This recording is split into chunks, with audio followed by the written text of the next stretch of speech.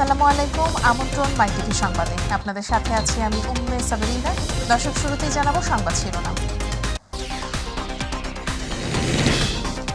উন্নয়ন প্রকল্প বাস্তবায়নে প্রকল্প পরিচালকদের আলাদা প্রশিক্ষণ দিতে প্রধানমন্ত্রীর নির্দেশ। 2,65,000 কোটি টাকার বার্ষিক উন্নয়ন কর্মসূচির অনুমোদন। ডোনাল্ড লুর বক্তব্যই যুক্তরাষ্ট্রের অবস্থান, বিএনপির কথা অর্থহীন বললেন ওবায়দুল কাদের। প্রভুত্ব মেনে স্বার্থ হাসিলে ব্যস্ত সরকার, মন্তব্য মির্জা ফখরুলের। বিশ্বের রোল মডেল হবে বাংলাদেশের নির্বাচন ব্যবস্থা, বললেন নির্বাচন কমিশনার আহসান হাবিব। মৌলভীবাজার সদর উপজেলা পরিষদ নির্বাচনে স্থিতাবস্থা জারি। অর্থ ছাড়ের জটিলতায় আটকে গেল ঢাকা এলিভেটেড এক্সপ্রেসওয়ে নির্মাণ কাজ। পাপুলের শালিকা ও কর নির্মাণ কর্মকর্তা সহ 3 জনের বিরুদ্ধে দুদকের মামলা। আবারও তাপপ্রবাহের কবলে দেশ, 48 ঘন্টার হিট অ্যালার্ট জারি। আগামী সোমবার থেকে রয়েছে বৃষ্টির সম্ভাবনা, জানিয়েছে আবহাওয়া অধিদপ্তর।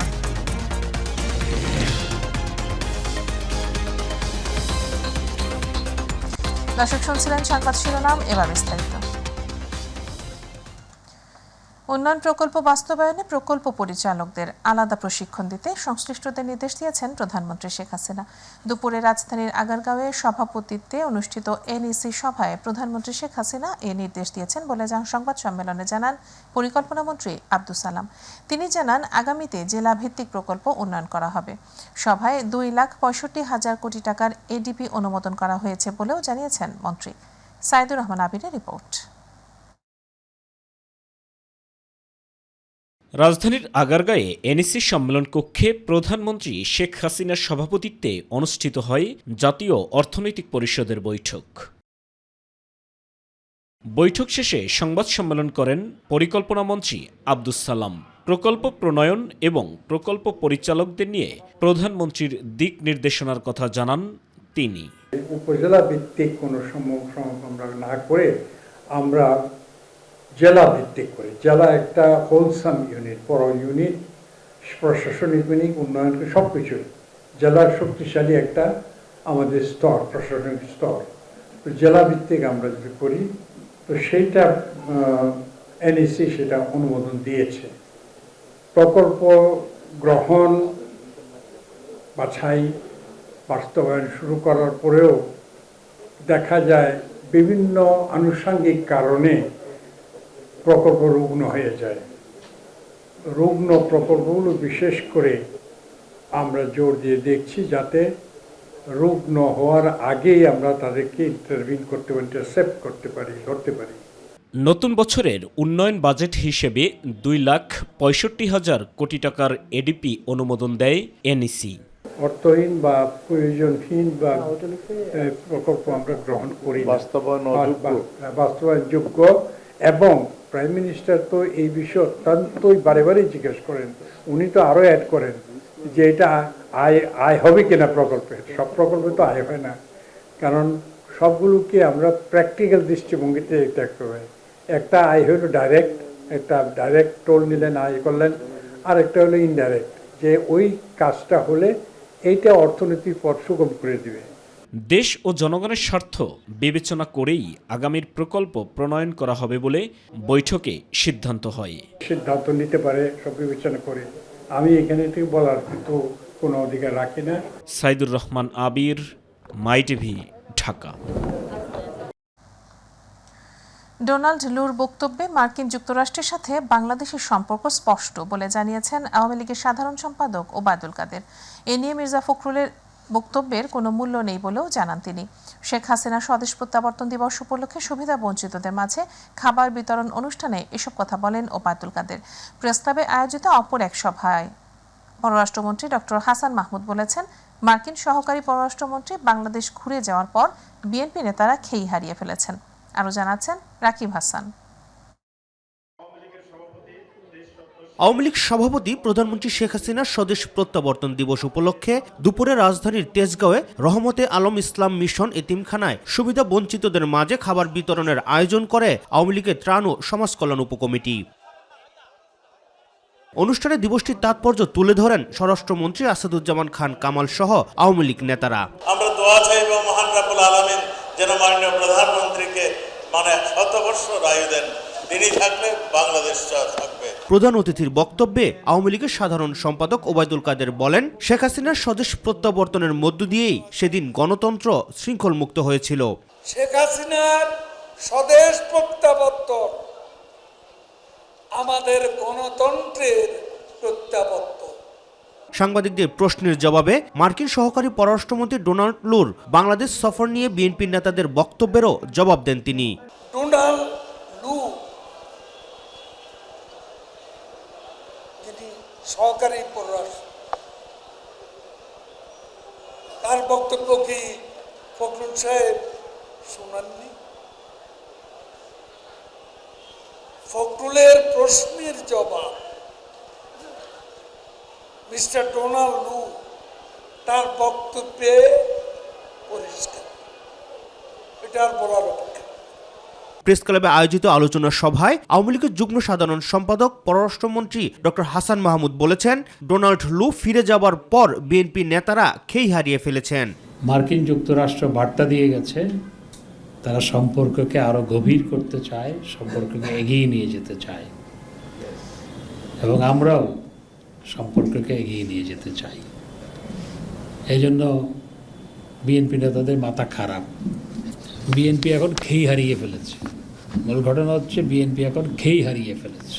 অপর এক আলোচনা সভায় আওয়ামী লীগের সভাপতি মণ্ডলীর সদস্য অ্যাডভোকেট জাহাঙ্গীর কবির নানক বিএনপি নেতাদের বক্তব্যের তীব্র সমালোচনা করেন। একটি রাজনৈতিক দলের সাধারণ সম্পাদক সাহেব বক্তব্য দিয়ে গিয়েছেন আজ সকালে। কি বক্তব্য দিলেন? এই সরকার, শেখ হাসিনা সরকার, আওয়ামী লীগ ভারতের কাছে নতজানু হয়ে আছে, তাদের দয়া দাক্ষিণ্যতায় ক্ষমতায় আছে। বাংলাদেশ আওয়ামী লীগ কোনোদিনও কারো দয়া দাক্ষিণ্যতায় ক্ষমতায় আসেনি। রাকিব হাসান, মাই টিভি, ঢাকা। নির্বাচন পাকিস্তানি শক্তির গণতান্ত্রিক অধিকার ফিরে পাওয়ার জন্য বিএনপি ও সমমনা দলগুলো আন্দোলন চালিয়ে যাচ্ছে বলে মন্তব্য করেছেন বিএনপি মহাসচিব মির্জা ফখরুল ইসলাম আলমগীর। তিনি বলেন, অন্য দেশের প্রভুত্ব মেনে নিয়ে স্বার্থ হাসিলে ব্যস্ত আওয়ামী লীগ। সকালে জাতীয় প্রেস ক্লাবে ফারাক্কা দিবস উপলক্ষে আলোচনা সভায় তিনি এসব কথা বলেন। পরাজিত হবে জেনেই লোক দেখানো নির্বাচন দিয়ে সরকার মানুষের অধিকার হরণ করছে বলেও অভিযোগ করেন মির্জা ফখরুল। শুধু ফারাক্কা বাঁধ নয়, গঙ্গার পানি নয়, বাংলাদেশের 154টি অভিন্ন নদী, সেই নদীগুলোর পানি বন্টনের ক্ষেত্রে তারা সব সময়ই গড়িমসি করেছে এবং তারা এই সমস্যার সমাধান করছেও না। তিস্তা নদীর পানি আপনারা সবাই জানেন, দীর্ঘকাল ধরে তিস্তা নদীর পানি বন্টন নিয়ে এই চুক্তি করছি, এই হয়ে যাবে, এখন ভালো অবস্থা আছে, এই করে করে কিন্তু এই সরকার কাটিয়েছে। এই যে আপনার ব্যর্থতা, এই ব্যর্থতার মূল কারণটি হচ্ছে যে সরকার যারা আসে, যে সরকার এখন আছে, সেই সরকার পুরোপুরিভাবে একটা নতজানু সরকার। তারা কখনোই বাংলাদেশের জনগণের স্বার্থে সে একটা প্রকৃত স্ট্যান্ড নেওয়া, সেই স্ট্যান্ডটা তারা নিতে ব্যর্থ হচ্ছে। নির্বাচন কমিশনার অবসরপ্রাপ্ত ব্রিগেডিয়ার জেনারেল মোহাম্মদ আহসান হাবিব খান বলেছেন, বাংলাদেশের নির্বাচন ব্যবস্থা একসময় বিশ্বের রোল মডেল হবে। প্রথম ধাপের উপজেলা নির্বাচনে সারা দেশে গড়ে 36% ভোটার এসেছে। এটিকে কম বলা যাবে না। ধান কাটার মৌসুম, গরম এবং ভোটারদের প্রার্থী দেখে পছন্দ হয়নি বলেই ভোটার উপস্থিতি কিছুটা কমেছে। তবে এ অবস্থা উন্নতির দিকে যাচ্ছে। সকালে যশোর জেলা শিল্পকলা একাডেমি মিলনায়তনে দ্বিতীয় ও তৃতীয় ধাপের উপজেলা নির্বাচনে যশোর, মাগুরা ও নড়াইল জেলা রিটার্নিং কর্মকর্তা, সহকারী রিটার্নিং কর্মকর্তা, আইন শৃঙ্খলা রক্ষাকারী বাহিনী সহ নির্বাচন সংশ্লিষ্ট কর্মকর্তাদের উপস্থিতিতে প্রতিদ্বন্দ্বী প্রার্থীদের সঙ্গে আচরণবিধি ও অন্যান্য বিষয়ে মত বিনিময় সভা শেষে প্রেস ব্রিফিংয়ে এসব কথা বলেন তিনি। যার ভোট সে দিবে, যাকে খুশি তাকে দিবে এবং নির্বিঘ্নে এসে নির্ভয়ে সে ফেরত চলে যাবে শান্তিপূর্ণভাবে। এই পরিবেশ আমরা সৃষ্টি করব। দেখেন, কথা যা বলি তাই করি, এবং আপনারা প্রথমে বললেন আপনার আগের থেকে আমরা, সুতরাং আমরা উন্নতির দিকে আস্তে আস্তে আগাচ্ছি। ইনশাল্লাহ একদিন আমাদের যশোর না, বাংলাদেশের ইলেকশন অন্য দেশের জন্য রোল মডেল হবে ইনশাল্লাহ। মৌলভীবাজার সদর উপজেলা পরিষদ নির্বাচনে 7 দিনের জন্য স্থিতাবস্থা জারি করেছেন আপিল বিভাগ। সেই সঙ্গে এই সময়ের মধ্যে সদর উপজেলা চেয়ারম্যান পদপ্রার্থী মোহাম্মদ তাজুল ইসলাম তাজের মনোনয়নপত্রের বৈধতা নিয়ে জারি করা রুল নিষ্পত্তি করতে নির্দেশ দিয়েছেন সর্বোচ্চ আদালত। দুপুরে প্রধান বিচারপতি ওবায়দুল হাসানের নেতৃত্বে 8 বিচারপতির পূর্ণাঙ্গ আপিল বেঞ্চ এ আদেশ দেন। মৌলভীবাজার সদর উপজেলা পরিষদ নির্বাচনে চেয়ারম্যান প্রার্থী তাজুল ইসলাম তাজের প্রার্থিতার বিপক্ষে চেম্বার জজ আদালতে আপিল করেন নির্বাচন কমিশন। গতকাল বুধবার সুপ্রিম কোর্টের চেম্বার জজ আদালতের বিচারপতি এম এনায়েত রহিমের একক বেঞ্চে আপিল শুনানি হয়। আজ সকাল থেকে 9টি ফ্লাইটে 23,000-এর বেশি হজযাত্রী সৌদি আরব গিয়েছেন। বিমান বাংলাদেশ এয়ারলাইন্স ও সৌদি এয়ারলাইন্স এই ফ্লাইটগুলো পরিচালনা করছে। আজকের সব ফ্লাইট সুষ্ঠুভাবে সম্পন্ন হওয়ার পরও বাকি থাকবেন 61,000 হজযাত্রী। ভিসা নিয়ে যে এজেন্সিগুলোর জটিলতা সৃষ্টি হয়েছে তা দ্রুতই সমাধান হবে বলে জানিয়েছেন হজ পরিচালক মোহাম্মদ কামরুজ্জামান। আজ পর্যন্ত মোট 8,357 ভিসার কাজ সম্পূর্ণ শেষ হয়েছে। আগামী 2-1 দিনের মধ্যেই বাকি 4,862 জনের ভিসাও সম্পন্ন হবে বলে জানান হজ পরিচালক। আজকে আমাদের 9টি ফ্লাইট সৌদি আরবের উদ্দেশ্যে রওনা দিচ্ছে, 1টি মদিনার আর 8টি জেদ্দার উদ্দেশ্যে। ইতোমধ্যে আমাদের গতকাল এবং আজকে সকালে আমাদের 23,450 জন হাজি 60টি ফ্লাইটে সৌদি আরবে গমন করেছে। ঢাকা এলিভেটেড এক্সপ্রেসওয়ে নির্মাণকারী প্রতিষ্ঠান ইতালিয়ান থাই কোম্পানির শেয়ার চীনের সিনো হাইড্রো কর্পোরেশন লিমিটেডের কাছে হস্তান্তরের ওপর 2 সপ্তাহের স্থিতাবস্থা জারি করেছেন আপিল বিভাগ। ফলে অর্থ ছাড়ের অভাবে আপাতত বন্ধ থাকছে ঢাকা এলিভেটেড এক্সপ্রেসওয়ে নির্মাণ কাজ। সকালে প্রধান বিচারপতি ওবায়দুল হাসানের নেতৃত্বাধীন 8 সদস্যের আপিল বিভাগ এ আদেশ দেন। এ সময় আপিল বিভাগ বলেন, আর কয়েকদিন কাজ বন্ধ থাকলে কোনো সমস্যা নেই। এর আগে ঢাকা এলিভেটেড এক্সপ্রেসওয়েতে ইতালিয়ান থাই কোম্পানির শেয়ার চীনের সিনো হাইড্রো কর্পোরেশন লিমিটেডের কাছে হস্তান্তরে নিষেধাজ্ঞার আদেশ তুলে দিয়েছিলেন হাইকোর্ট। ডিভিশনকে ডাইরেকশন দিয়েছিল to dispose of the matter on merit. আমাদের যদ্দূর আমরা জেনেছি যে হাইকোর্ট ডিভিশন অন মেরিটে না, শুধুমাত্র মেজেনেবিলিটি গ্রাউন্ডে এটা ডিসপোজ আপ করেছে।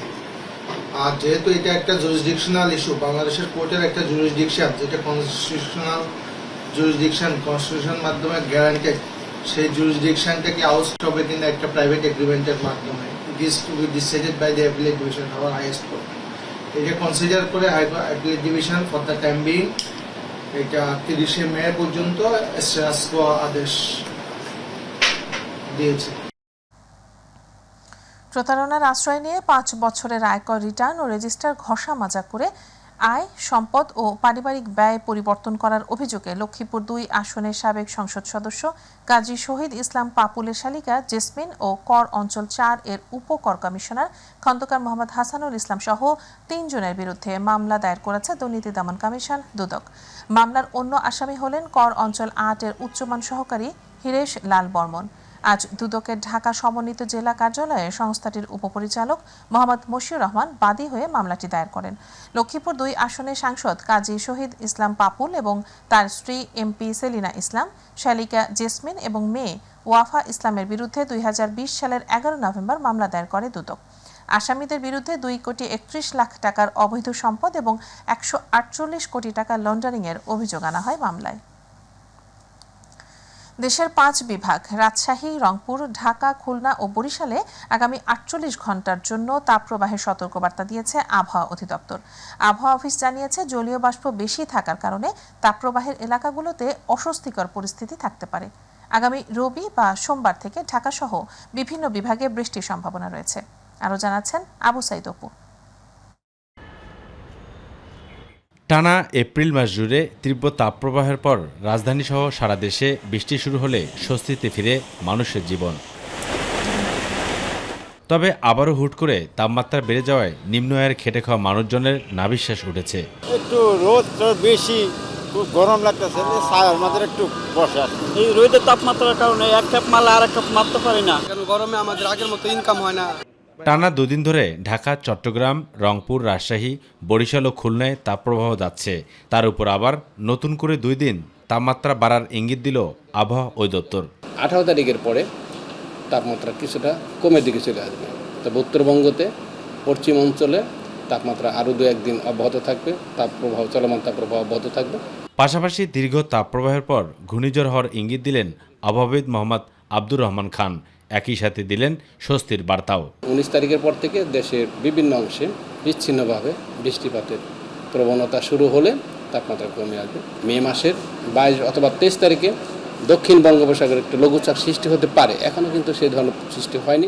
আবু সেতপু, মাই টিভি, ঢাকা। এবছর কোরবানির জন্য 1,07,02,394টি পশুর চাহিদার বিপরীতে 1,29,80,367টি পশু প্রস্তুত রয়েছে বলে জানিয়েছেন মৎস্য প্রাণী সম্পদ মন্ত্রী মোহাম্মদ আব্দুর রহমান। প্রাণী সম্পদ অধিদপ্তরে আন্তঃমন্ত্রণালয় সভা শেষে কথা জানান মন্ত্রী। প্রাণী সম্পদ মন্ত্রী বলেন, এবছর 1,29,80,377টি পশু কোরবানির জন্য প্রস্তুত রয়েছে, যা গতবারের চেয়ে 4,44,034টি বেশি। আর এবার 1,07,02,394টি পশুর চাহিদা থাকতে পারে বলে ধারণা করা হচ্ছে। মন্ত্রী আরও বলেন, বাইরে থেকে যেন কোনো পশু না আসে, এটা সরকারের নীতিগত সিদ্ধান্ত। চোরাই পথে যেন না আসে, সে ব্যাপারেও আইনশৃঙ্খলা বাহিনী সতর্ক এবং সজাগ থাকবে।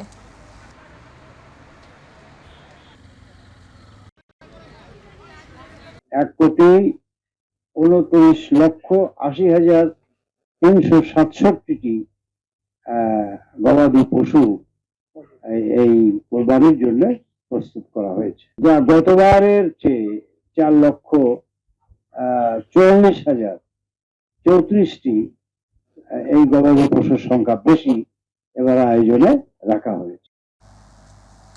1000 টাকা দিলেই মিলবে হাইব্রিড জাতের 16টি মুরগি, আর 100 টাকা কিস্তি দিলে পাওয়া যাবে একটি করে মুরগি পালনের দোতলা কাঠের ঘর। এমনকি গ্রুপের দায়িত্বে থাকা নারী নেত্রীও পাবেন প্রতি মাসে 5,000 টাকা। এমনই মিথ্যা প্রলোভনে পড়ে লাখ লাখ টাকা হারিয়েছেন শতাধিক গ্রামীণ গৃহবধূ। প্রতিনিধি সাইফুল ইসলাম রয়েলের প্রতিবেদন, জানাচ্ছেন নুসরাত শারমিন। পটুয়াখালীর কলাপাড়ায় পল্লীগ্রাম মুরগি ফার্ম অ্যান্ড হ্যাচারি নামের একটি প্রতারক চক্রের খপ্পরে পড়ে প্রতারিত হয়েছে শতাধিক নারী উদ্যোক্তা। মাত্র এক সপ্তাহের মধ্যেই কয়েক লাখ টাকা হাতিয়ে নিয়েছে এই চক্রটি। নাম পরিচয়হীন দুজন মাঠকর্মী পল্লীগ্রামের লিফলেট আর একটি মাত্র ভিজিটিং কার্ড দিয়েই হাতিয়ে নিয়েছে জেলেবধূদের কষ্টার্জিত অর্থ। আমার একটা তারপর গ্রুপ করছে, গ্রুপ করার পর 37 জন হয়েছে গ্রুপে, 37 জনের থেকেই 500 করে টাকা নেওয়া হয়েছে। কচ্ছমালি দিয়া 30,000 টাকা নেছে এই মুরগি দেওয়ার কথা কইয়া। আমাকে মুরগি দেওয়ার কথা কইয়ে টাকা নেছে 500 টাকা করে প্রত্যেকের টেগুনে। আমরা খুদ বেচছি, ডিম বেচছি, ই করি অনেক কষ্ট করি 500 করে টাকা দিছি। সকল মানুষের ডাকছে, ডাকিয়া সবাই 500 করে টাকা দিচ্ছে। এদিকে অস্তিত্বহীন নাম সর্বস্ব এই হ্যাচারির অস্থায়ী ভাড়া অফিসে গিয়েও মেলেনি প্রতারক চক্রের সন্ধান। সেখানে এখন পল্লীগ্রাম স্টিকার সংযুক্ত সাইনবোর্ড সাটানো অফিসে ঝুলছে তালা। একটা কার্ড দিলে নাম নিলে নিয়ে কইলো কি যে আমরা 2-3 মাসে খাদ্য দিলে 1000 টাকা হেরে দেওয়া লাগবে। অর্ধ শতাধিক লক্ষ টাকা নিয়ে গেছে। কত কষ্ট হয় গুরুগারেরও খাওয়াইনি, আমরা টাকা দিছি, যাক একটা মুরগি খোপ দেবে। তবে প্রতারকদের বিরুদ্ধে ব্যবস্থা গ্রহণের পাশাপাশি গ্রামীণ বধূদের সচেতন হওয়ার কথা জানালেন উপজেলা নির্বাহী কর্মকর্তা। পল্লীগ্রাম হ্যাচারি এই সংস্থাটির প্রতারণার বিষয়টি আমরা অবগত হয়েছি। মূলত এটি কোনো নিবন্ধিত কিংবা অনুমোদিত সংস্থা নয়। কতগুলো গ্রাম বা কতগুলো মানুষকে তারা প্রতারণার ফাঁদে ফেলেছে এই বিষয়টি আমরা নিশ্চিত হওয়ার চেষ্টা করছি এবং তাদেরকে আমরা পাকড়াও করার চেষ্টা করছি। দ্রুত সময়ের মধ্যে প্রতারক চক্রকে শনাক্ত করে আইনের আওতায় নেবে সরকার, এমন প্রত্যাশা ভুক্তভোগী সহ সকলের। নুসরাত শারমিন, মাই টিভি নিউজ। ঐতিহাসিক ফারাক্কা দিবস আজ। 48 বছর আগে 1976 সালে 16 মে মজলুম জননেতা মাওলানা আব্দুল হামিদ খান ভাসানীর নেতৃত্বে ভারত নির্মিত ফারাক্কা বাঁধের প্রতিবাদ এবং আন্তর্জাতিক আইন অনুযায়ী পদ্মা নদীর পানি ন্যায্য হিস্যার দাবিতে ফারাক্কা অভিমুখে লাখো জনতার লং মার্চ অনুষ্ঠিত হয়। লং মার্চ শেষে কানসার্ট হাই স্কুল মাঠে বিশাল সমাবেশে বক্তব্য দেন মাওলানা ভাসানী। সেই থেকে 16 মে ফারাক্কা দিবস নামে পরিচিতি পায় এটি।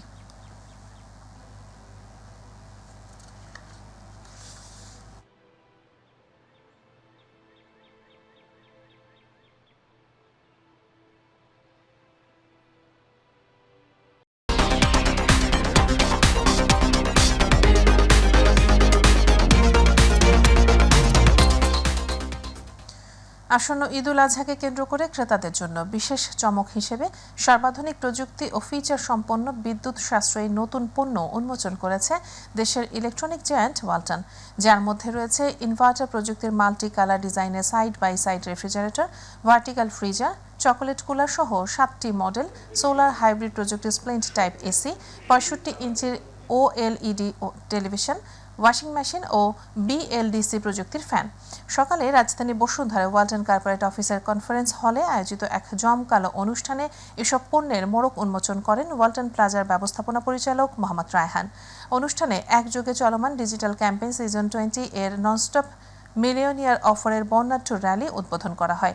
এছাড়াও এই অনুষ্ঠানে সারা দেশ থেকে ভার্চুয়ালি ওয়ালটন ম্যানেজারগণ এবং পরিবেশকগণ যোগ দেন, যার সঞ্চালনা করেন জনপ্রিয় চিত্রনায়ক ও ওয়ালটনের senior executive director Amin Khan.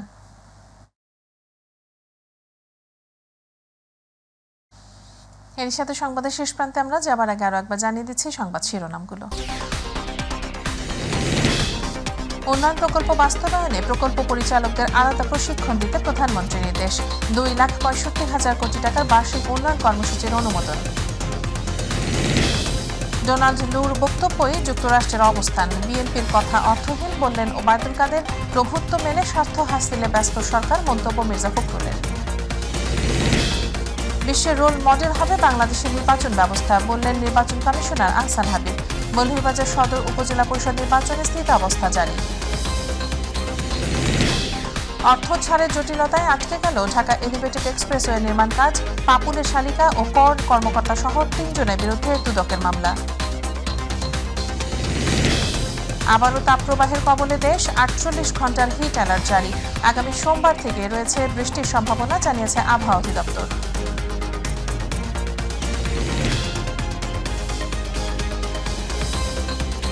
দর্শক, এই ছিল এখনকার সংবাদে। পরে সংবাদ দেখার আমন্ত্রণ জানিয়ে বিদায় নিচ্ছি আমি উম্মে সাবরিনা। আল্লাহ হাফেজ।